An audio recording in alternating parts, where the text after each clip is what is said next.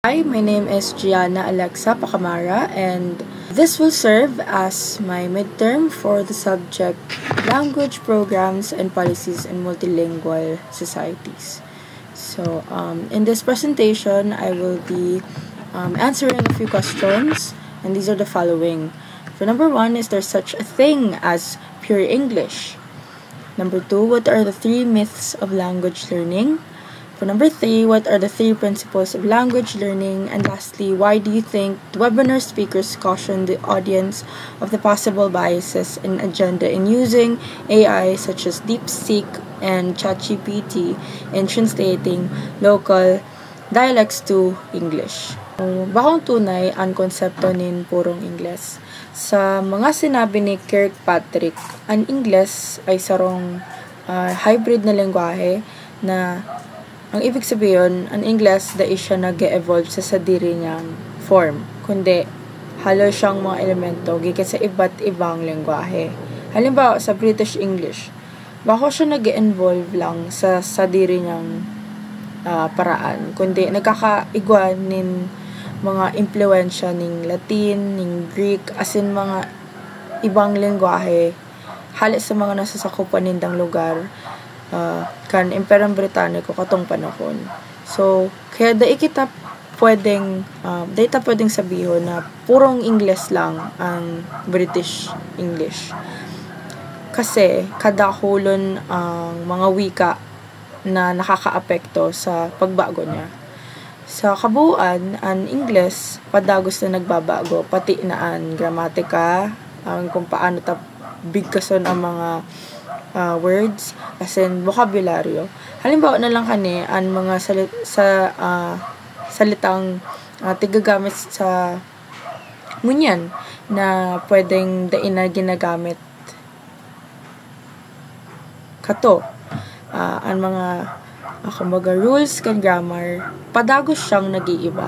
As in ang mga kumbaga itong mga interpretasyon kan mga tao, nagbabago din. So, dahil sa iba't ibang kultura, saro din siya sa, kumbaga, factor na apekto sa pagbabago ng lengguwahe. Kaya imbes na ituring ta ang Ingles na purong lengguwahe, mas magayon na ituring ang Ingles na tulay na nag-uugnay sa iba't ibang kultura. Bako siya isang, kumbaga, static o bako siyang itong nagbabago na lengguwahe. Kundi, ang Ingles ay, kumbaga, a-adapt siya sa mga pangangaipuhan ng mga tao na naggagamit sa iya.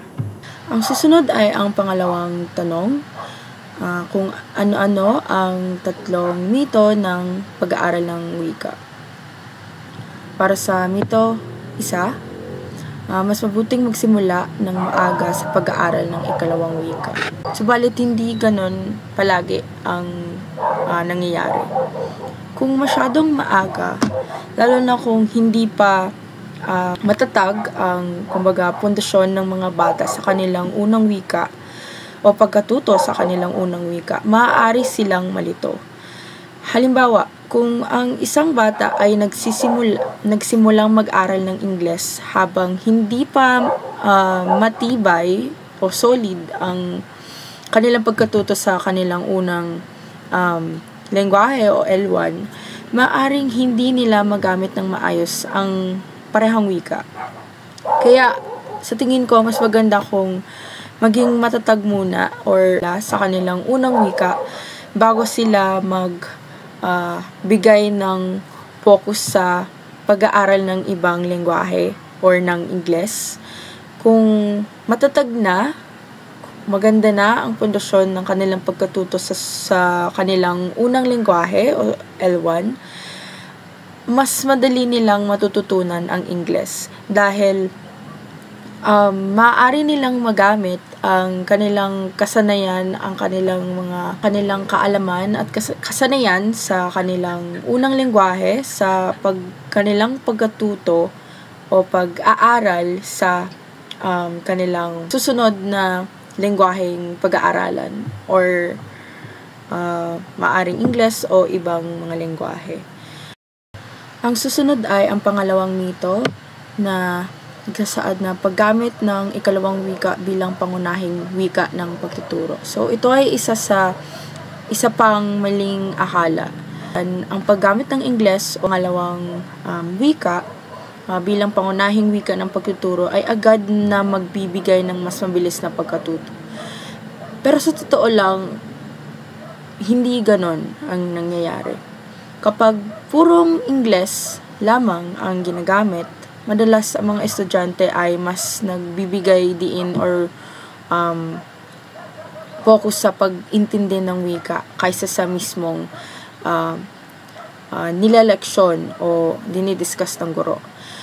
Naranasan ko na ito sa klase. At mas nakita ko na mas epektibo ginagamit ang katutubong wika sa pagtuturo kasama ng pangalawang lengguwahe or Ingles. Kung naiintindihan nila ang lesson gamit ang kanilang sariling wika, mas magiging madali at magaan para sa kanila mga leksyon o mga topics ng guro. Kaya sa pagtuturo, mas magandang pagsamahin ang katutubong wika at Ingles para hindi mawala ang focus sa lesson. Ang susunod ay ang pangatlong mito na nagsasabing ang paggamit ng mother tongue ay nakakasagabal sa pagkatuto ng ikalawang wika. Sa realidad, hindi ito nangyayari. Dahil kahit na marami rin ang nag-iisip na kapag gumagamit ng katutubong wika or mother tongue, mahihirapan ang mga estudyante sa pagkatuto ng Ingles. Sa halip, nakakatulong pa nga ang paggamit ng kanilang wika or katutubong wika. Kung ginagamit ang mother tongue, mas magiging komportable ang mga estudyante at mabilis nilang maintindihan ang mga konsepto na itinuturo ng guro.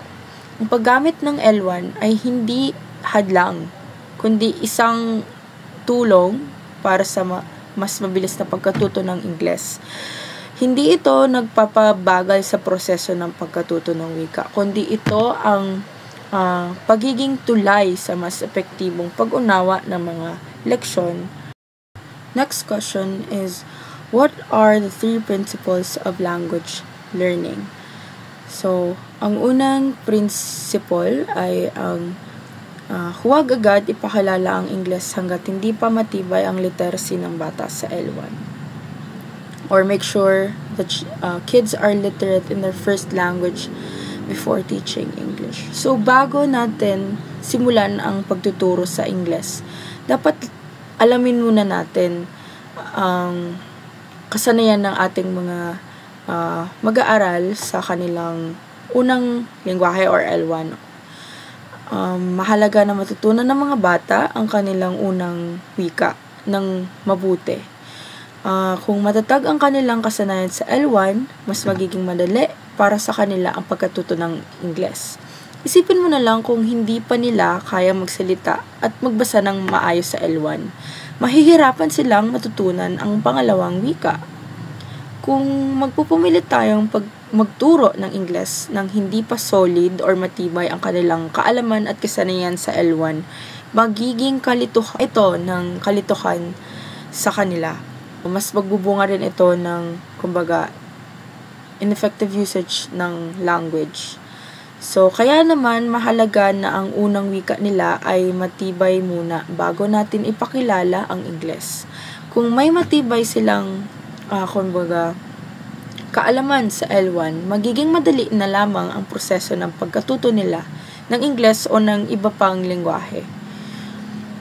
Para sa principle 2 naman, use the mother tongue as the medium of instruction or gamitin ng L1 bilang medium of instruction hanggat maaari. So, isa sa pinakamahalagang prinsipyo sa pagtuturo ay ang paggamit ng katutubong wika or mother tongue. Kung ang estudyante ay natututo sa pamamagitan ng kanilang sariling wika, mas mauunawaan nila ang mga lessons at konsepto na ituturo sa kanila sa klase. Isipin mo kung masyadong mabilis ang pagpakilala natin o pagtuturo ng Ingles sa kanila. Mas bibigyan nila ng focus ang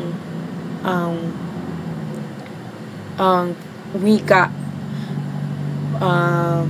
Mas bibigyan nila na focus ang wika sa halip ng mga konsepto at ideya na pinaparating ng guro sa kanyang pagtuturo.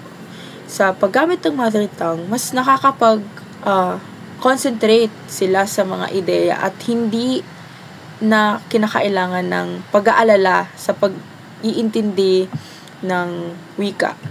Ang mga ideya at konsepto ay mas mabilis nilang nauunawaan kapag ito ay tinatalakay sa kanilang unang wika. Para sa pangatlong prinsipyo naman ay ang create benchmarks that fit multilingual learners o pagkakaroon ng multilingual benchmark para sa pag-aaral. Hindi lahat ng estudyante ay pare-pareho. So, hindi totoo or applicable yung kasabihan na one size fits all. Since iba-iba ang mga mag-aaral.